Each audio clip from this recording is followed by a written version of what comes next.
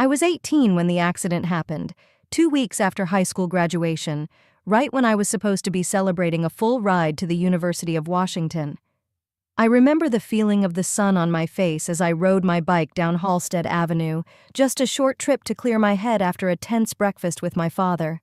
I was looking forward, maybe too far forward, when the truck came out of nowhere. They told me later it wasn't my fault. Doesn't matter. What followed were 6 surgeries, 9 months in and out of hospitals, and a walking cane that still leans against my bedroom wall. My name is Claire Whitmore, and for a while I thought the accident was the worst thing that would ever happen to me. My mother passed away when I was 12, lung cancer. Since then, it had been just Dad and me in that aging 2-bedroom house on the corner of Maple and 8th. My dad, Robert Whitmore, was the kind of man who knew how to make himself look responsible. Crisp shirts, firm handshake, smiles at the neighbors. He always made sure we said grace before meals, but he also drank too much after them, especially after Mom. After the accident, he stayed by my hospital bed for the first week, brought me orange juice, fluffed the pillows, made promises I clung to. But then the visits got shorter. Some days he didn't come at all. I told myself he was working more hours at the hardware store. He said money was tight. And I believed him because that's what daughters do. I got discharged from rehab a week before my 19th birthday. I still had the acceptance letter from UW pinned to the corkboard in my room. I'd missed the fall term, but I was ready to start fresh in the spring. I remember the conversation like it just happened. Dad was sitting at the kitchen table, his old ledger in front of him. He looked tired, like he hadn't slept. I told him I was going to call the financial aid office, get things moving again. That's when he sighed and said it. "There's something I need to tell you, Claire, about your college fund." My stomach turned cold before he even finished. He explained that he'd had no choice, that the medical bills were piling up, the house was at risk, and he'd used the money. All of it. Even the savings my mom had started when I was in elementary school, even the contributions from Aunt Lydia and Grandma June. He'd used it to cover his debts, and not just hospital expenses, but credit cards, gambling, things he brushed past like they didn't matter. "I thought I could pay it back," he said. "But things got away from me." I just stared at him. This man who raised me, who told me to dream big and study hard, who kissed my forehead every night before bed. He was the one who pulled the ground out from under me. I didn't cry, I didn't scream, not right then, but something in me shifted that day, something permanent. The next morning, I found myself staring at my reflection in the hallway mirror, clutching the cane with one hand and the stair rail with the other. I looked pale, thinner than I remembered, weaker, but none of that mattered as much as the heavy fog of disbelief still sitting in my chest. I didn't speak to him for 2 days. He tried, left coffee by my door, tapped lightly before bedtime like he used to when I was sick as a kid. But I ignored it all. I needed space to think, to breathe, to figure out what was real and what wasn't. On the 3rd day, I called Aunt Lydia. She hadn't spoken to Dad much since Mom died. They were never close, opposite temperaments. Lydia was sharp, opinionated, a little cold around the edges, but she loved me in her own way. When I told her what Dad had done, she wasn't surprised. "I warned your mother," she said flatly. "He always had a gambling streak. She covered for him more times than I could count. After she passed, I figured it was just a matter of time." That admission hit me like a second betrayal. All the years I'd spent thinking Dad was this stable, quietly grieving man, what if it had all been a mask? I asked her if she still had the paperwork from Mom's estate. She did. She scanned and emailed me the documents that same evening. I wasn't prepared for what I saw. Mom's will had set up a trust, not just a savings account for me. It was legally bound to be used for education or health emergencies. It named Dad as the executor, but there were stipulations. He wasn't supposed to touch the principal without written consent from both Aunt Lydia and a lawyer. And yet, the money was gone. All of it. I confronted him that night. He was sitting in the den, watching some late-night news channel he never actually listened to. His eyes flicked toward me when I entered, and he turned the volume down. "I spoke to Lydia," I said. "She sent me the will." His jaw tightened. "That was 10 years ago, Claire. And the conditions are still legally binding." He leaned forward, rubbed his face like it physically hurt him to speak. I had no choice. I couldn't keep up with the house payments. Your rehab, the car, my insurance didn't cover. You gambled it away, I snapped. It wasn't just the house. You used my college fund to cover your losses. He didn't deny it.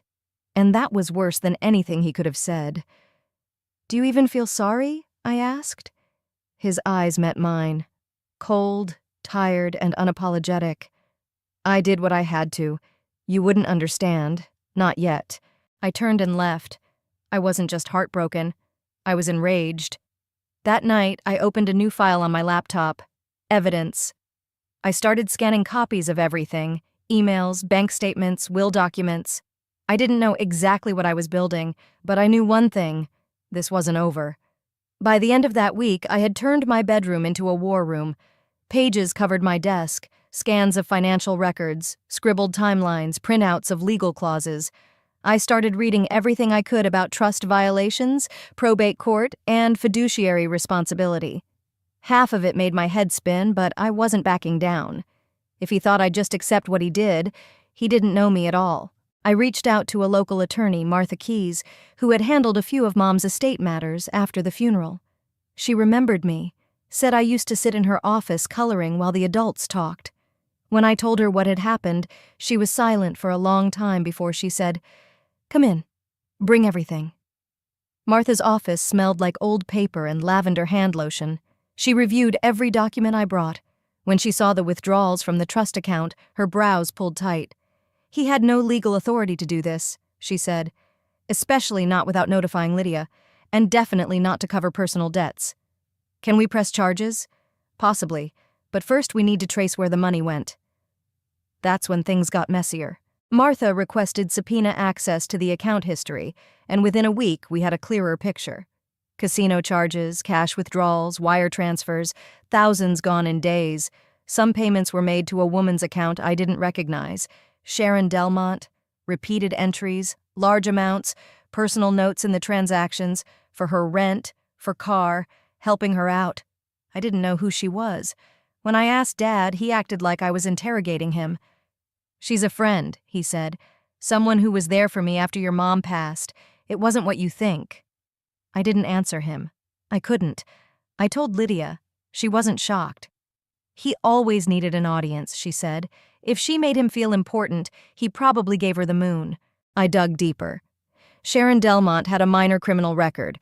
Bad checks, minor fraud, nothing recent. She worked as a waitress at a bar off the highway. I drove there one afternoon. My leg ached, and the cane was cumbersome, but I needed to see her. Just once. I sat in the back and waited. She came out carrying a tray of beers and smiled at a man twice her age like she'd known him forever. I watched her for an hour. Then I left. I didn't confront her. Not yet. Instead, I made a note in the file. Possible accomplice. Payments ongoing. Confirm relationship. That night, I found Dad's checkbook in the drawer near the fridge. There were carbon copies of checks made out to cash that didn't appear in the online statements. He'd hidden them from the bank summary. I scanned those too. Every day my respect for him shrank. Every page I printed made him smaller. I started sleeping with the door locked. Not because I thought he'd hurt me, but because I no longer trusted the man who lived down the hall. Trust was a funny thing. When it breaks, it doesn't just crack. It crumbles. Quietly. Then all at once. Martha began drafting a formal complaint, but warned me. Family court is slow and messy. If you want justice, you'll need patience.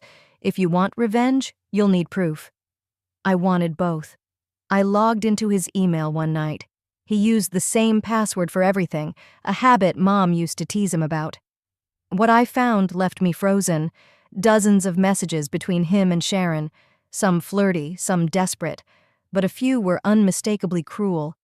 She's not as grateful as she should be. Claire's becoming a problem. I did everything for her and all I get is blame. They didn't talk like a grieving man and a friend. They talked like co-conspirators. In one message, dated 2 months after my accident, he forwarded her an access code to the trust account. She had a hand in it, maybe not legal access, but he treated the money like it belonged to both of them. I printed the emails, every last one. even the ones that made me sick to read. The following Sunday, I confronted him again. I didn't shout. I didn't cry. "I know everything," I said. He didn't even ask what I meant. He just sank into the kitchen chair and looked at the floor. "Why her?" I asked. "Why not ask for help? Why lie for so long?" He sighed. This deep, hollow sound I'd never heard from him before. "Because I couldn't stand the silence after your mother died. Sharon was a distraction. She didn't ask questions. She just laughed at my jokes." "And what about me?" "You were a kid. You had no idea what it was like." "No, I didn't, because I thought you were being strong for me." He didn't reply, just kept looking at the floor like it held answers. I handed him a manila envelope. "Martha has everything. Emails, statements, copies of the will. She'll file by next week." He looked up, shocked. "You're suing me?" "You violated a legal trust. I don't have to sue you. I just have to report you." That night, I packed a bag and drove to Lydia's. She met me at the door in a worn robe, hair in curlers, arms crossed. "Took you long enough," she muttered. "You hungry?" I cried in her kitchen for the first time in years, not from pain, but from the weight of doing what had to be done. Lydia's house was quiet, in that comforting way only older homes manage. I stayed in the guest room, the one with faded floral wallpaper and a bed that creaked when I turned over. She didn't push me to talk, not at first. She just let me be. A few days after I moved in, Martha called with news. "Robert's already retained a lawyer," she said, "and it looks like he's trying to argue diminished mental capacity, that he didn't understand the legal boundaries of the trust." I almost laughed. "Is that going to work?" "It's a common defense when they're cornered, but we have the emails, the transaction history, the paper trail. It won't hold up. Still, prepare yourself. He's not going to go down easy." Lydia sat across from me at the kitchen table that night, sipping her tea slowly. "You know, your mom worried this would happen," she said after a long silence. "She once told me, if anything happens to me, I'm afraid Robert will lose the thread." I didn't think she meant this. I leaned forward. "Did she ever talk about Sharon?" Lydia shook her head. "Not by name. But she knew there were women. He wasn't unfaithful, not in the physical sense, but he always needed attention, flattery. If someone offered it, he'd lean in." I thought of Sharon's smiling face behind the bar, the way she leaned on the counter, always touching someone's arm when she talked. She knew exactly what she was doing. Later that night, I wrote Sharon a letter, not a threatening one, but direct. "I know what happened. I know he gave you money that wasn't his to give. I don't know if you understood that, but I'm willing to believe you were misled. But if you profited knowingly, you'll be included in the complaint. You should get a lawyer. Claire Whitmore." I mailed it without a return address. The next day, her number called Lydia's landline. She didn't expect me to answer. I got your letter," she stammered. "Then you know what this is." "I didn't know it was stolen money. I swear, he said it was from an inheritance." "And you believed that?" "I didn't ask. He just gave. He wanted to be needed. He said you didn't want him anymore." It hit me harder than I expected. "You'll have to explain all that under oath." She hung up. I told Martha. She added Sharon's name to the preliminary complaint. And then the waiting began. Legal motions, paperwork, depositions scheduled. Robert was livid. He left me voicemails full of anger, then desperation, then silence. The man who once packed my school lunches was now being investigated for breach of fiduciary duty. I'd stopped mourning what we had. Now I was mourning what he chose to become. The deposition was scheduled for a Thursday. I didn't go. Martha said it was better that way. Let Robert face the paperwork, the sharp-edged questions, the silence when he had no answer. But I couldn't stop thinking about it. I sat at Lydia's kitchen table, staring at my phone, imagining the conference room. His face when they asked about the forged withdrawal forms, the signature that matched his own. When Martha called later that afternoon, her tone was clipped. He was evasive, said he signed a few things without reading, blamed your mother for being too secretive in her will. But the email chain, we put it right in front of him. He had nothing. "What about Sharon?" I asked. She's retained separate counsel. I think she's worried, which is good for us. Later that night, I found myself walking through Lydia's backyard, the chill in the air slicing through my sweater. There's something about fresh air when everything feels wrong inside your head. It doesn't solve anything, but it lets you breathe. I kept thinking about Mom. What would she have done? Would she be proud of me? Ashamed of what our family had turned into? Inside, Lydia was waiting with an old photo album. "I thought you might want to see this," she said, placing it in front of me. It was full of snapshots I hadn't seen in years. Mom brushing flour off her hands in the kitchen, Robert lifting me into a swing. Us three in a car, my head asleep against her shoulder. "I loved him once," Lydia said quietly.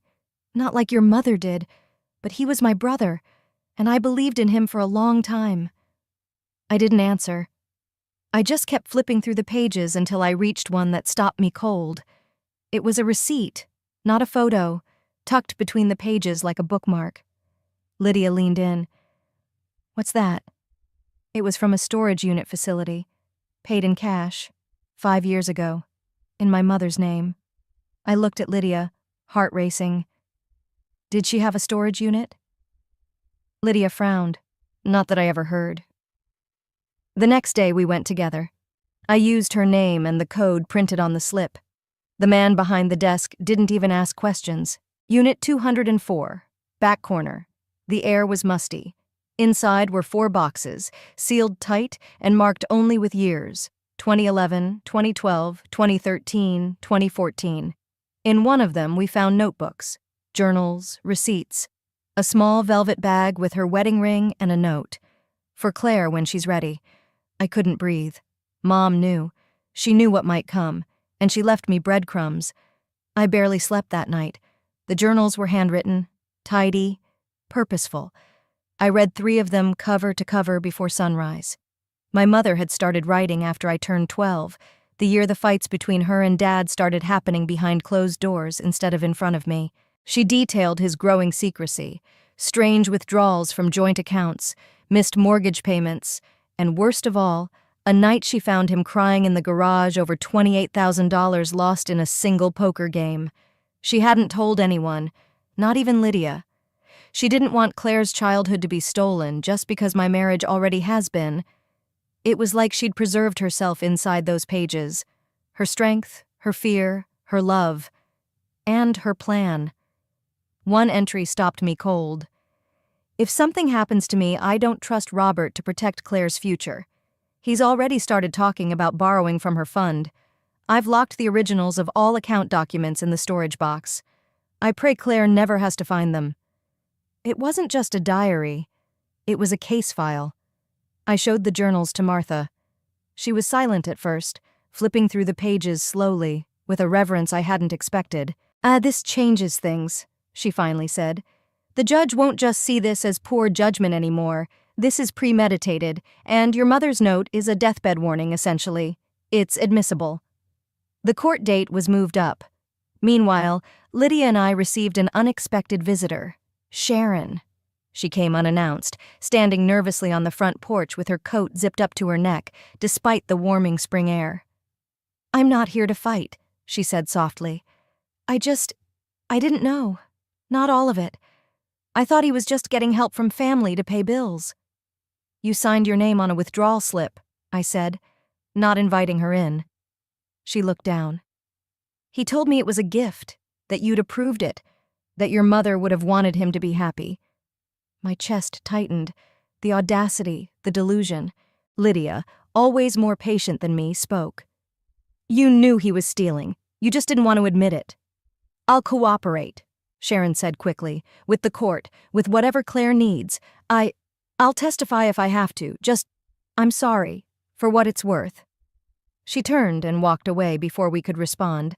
I watched her go, a mix of disgust and relief crawling up my spine.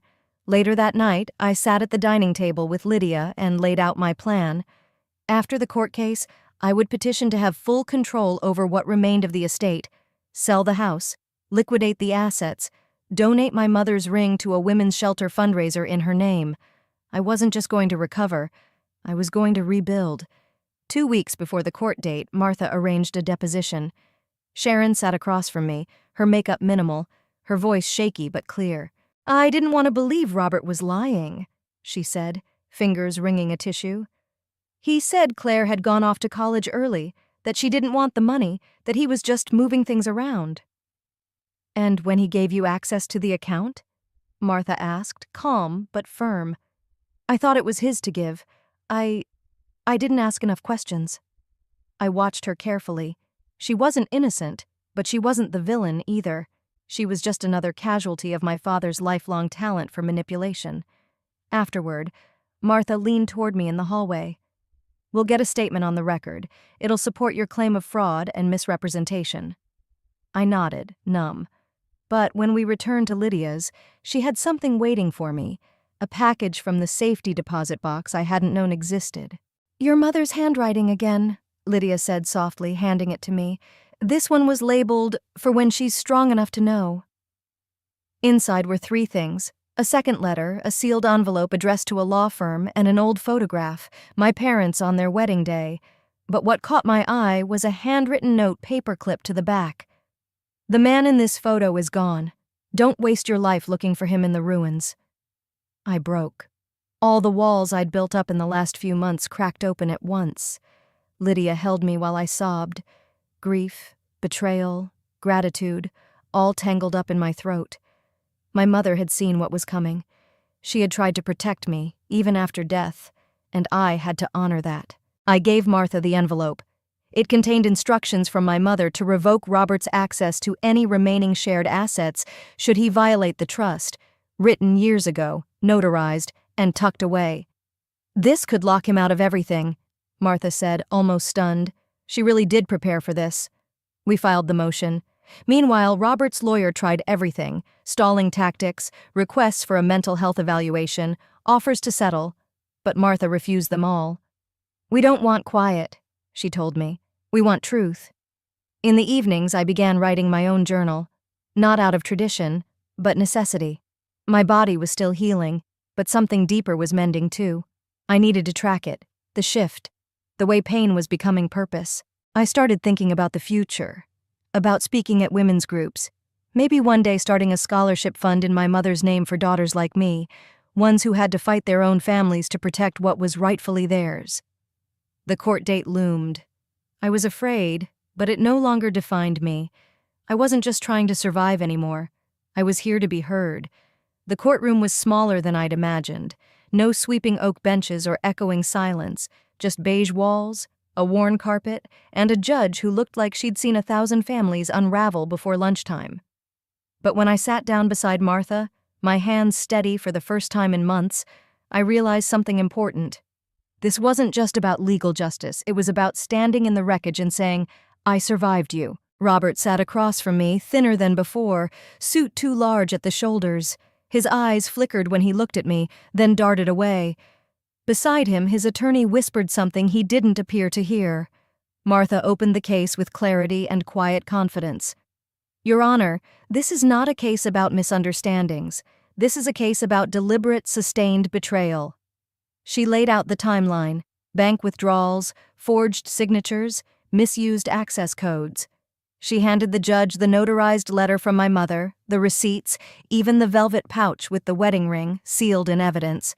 It felt like unearthing a buried body, my childhood trust rotting in plain sight. Sharon testified on day 2. "I should have asked questions," she said, voice cracking. "I should have seen what he was doing. I let myself believe in a man I never truly knew." Robert didn't look at her once. On day 3, I took the stand. I spoke about the accident, the day he told me the fund was gone, the months of sleepless nights and quiet, seething rage.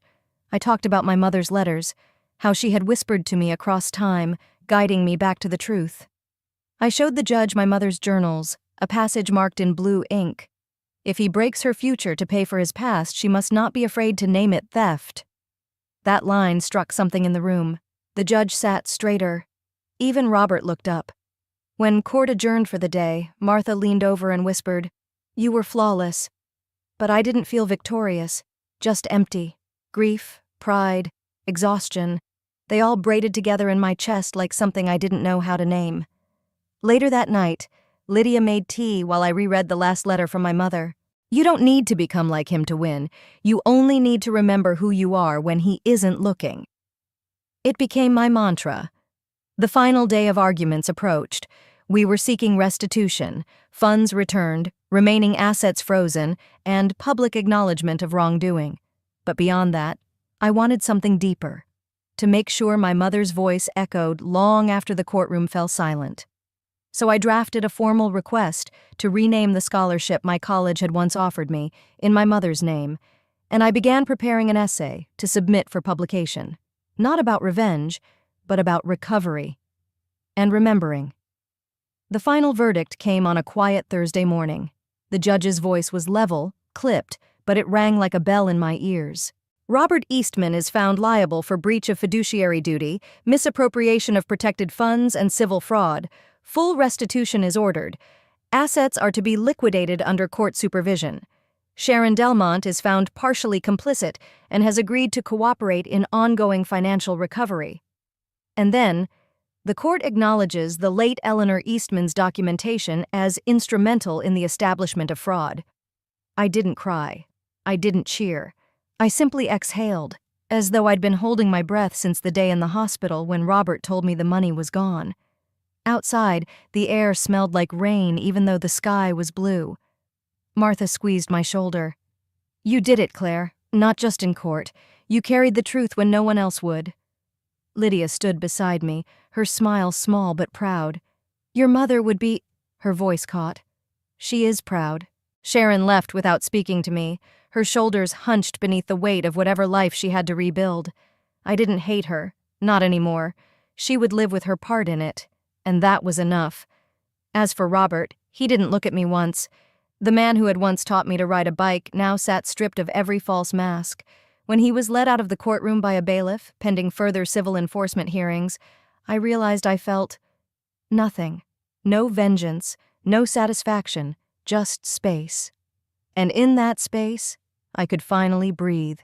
The next week, I submitted my mother's journals and my own essay to the university's ethics review board. By month's end, the Eleanor Eastman Memorial Scholarship was announced, designated for young women facing financial abuse or betrayal. I didn't return to the same college. I chose a smaller one closer to Aunt Lydia's. I wanted a fresh start, but not one that erased the past. I carried the journals with me, tucked into a canvas bag beside my notebooks. Sometimes, late at night, I still hear Robert's voice. Not the angry, defensive one from the courtroom, but the version of him I loved as a child. The one who read bedtime stories and tucked a daisy into my lunchbox. Grief, I've learned, doesn't erase love. It just reframes it. Lydia now volunteers with a local women's shelter. She says my case reminded her that silence isn't safety. Martha has taken on 2 similar cases since. She jokes that I've become her favorite domino. As for me, I'm studying psychology now. Not because I want to understand Robert, but because I want to help girls like me trust their instincts when the world tells them not to. My mother once wrote, "Justice isn't just about punishing lies. It's about restoring what they tried to steal from you, your voice." Now I understand what she meant, and I'm never losing mine again.